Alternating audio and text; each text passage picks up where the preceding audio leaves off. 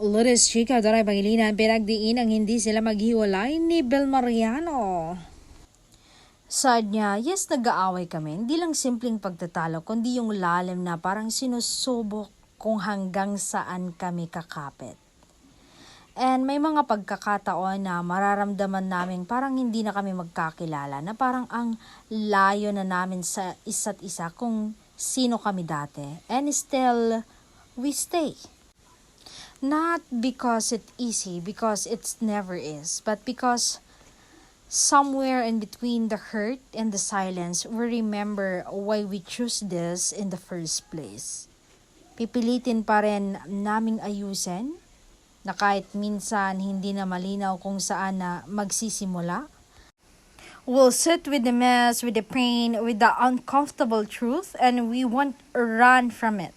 Kasi ang totoo, hindi naman talaga sukatan ng pagmamahal yung kawalan ng away eh. It's in the choosing over and over again, kahit hindi na convenient, kahit hindi na magaan. Pero pinipili pa rin namin ang isa't isa ni Bel. Kasi mahal namin ang isa't isa.